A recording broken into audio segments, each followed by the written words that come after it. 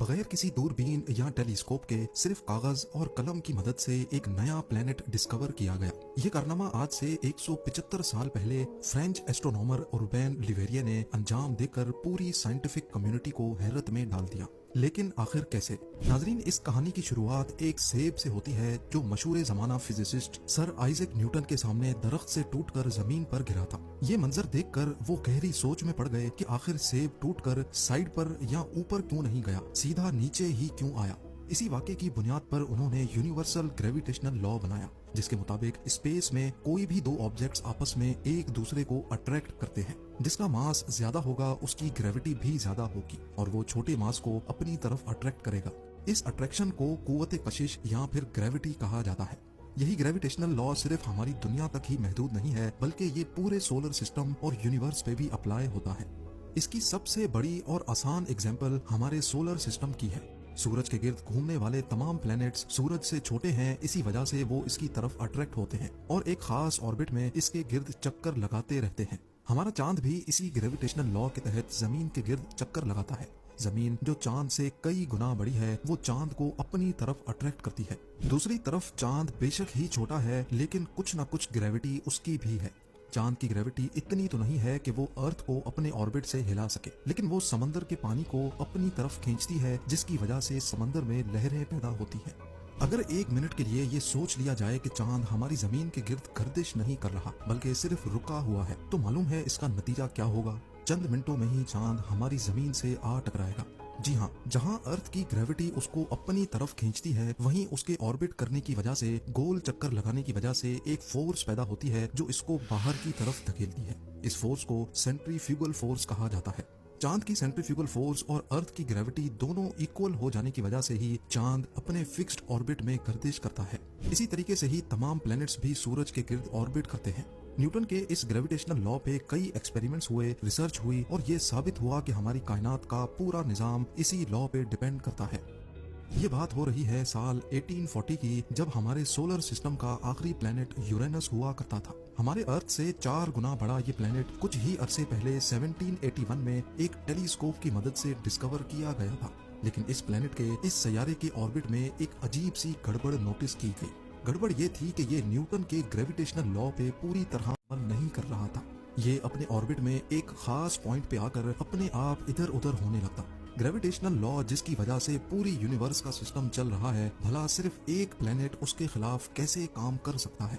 पूरे 60 सालों तक दुनिया भर के एस्ट्रोनॉमर्स यूरेनस के इस अनोखे अमल को देखकर परेशान थे। इनमें एक फ्रेंच एस्ट्रोनॉमर रुबेन लिवेरिये भी थे।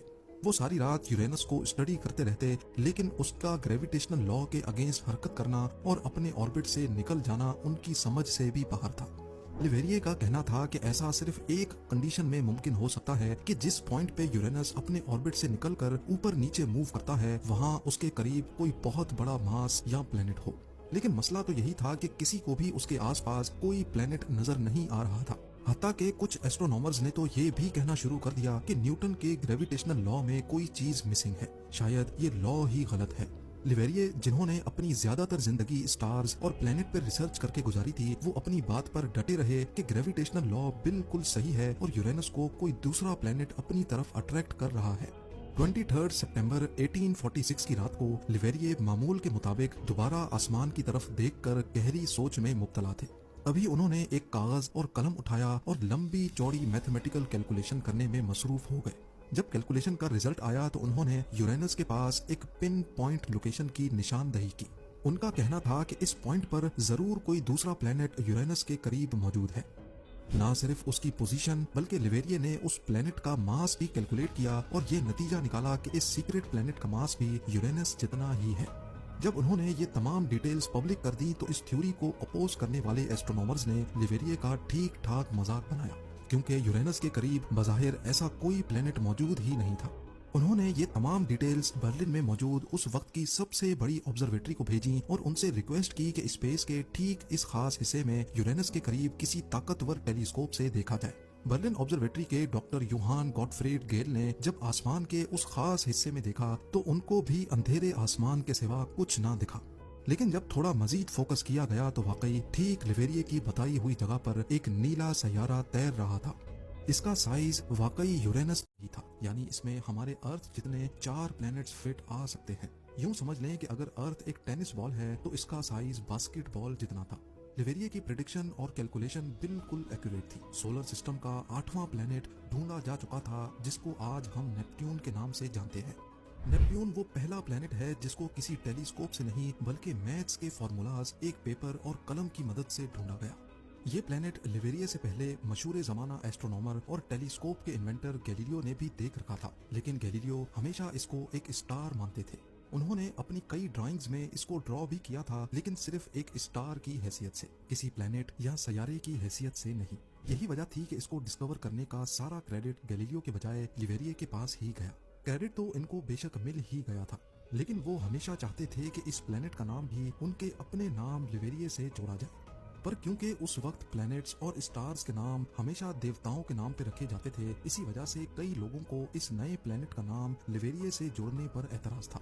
सबकी म्यूचुअल अंडरस्टैंडिंग के बाद इसका नाम रोमन देवता नेपट्यून के नाम पे रखा गया।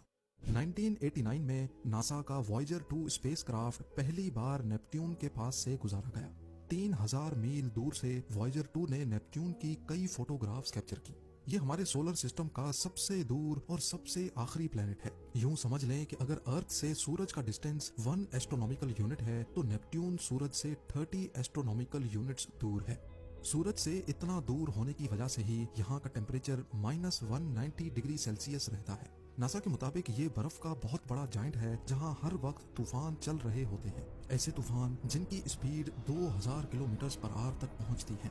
याद रहे कि अर्थ पर सबसे तेज तूफान की स्पीड 407 किलोमीटर पर आवर तक रिकॉर्ड की गई थी। यहाँ का एक दिन अर्थ के 16 घंटों के बराबर और यहाँ का एक साल अर्थ के 165 सालों जितना लंबा है। लिवेरिए जिन्होंने सिर्फ मैथ्स के फॉर्मूला से इस प्लेनेट को ढूंढा था, वो आज जिंदा तो नहीं है, लेकिन पेरिस में इनकी कब्र पर नेपट्यून का ये मॉडल इनके कारनामे को हमेशा याद दिलाता रहेगा।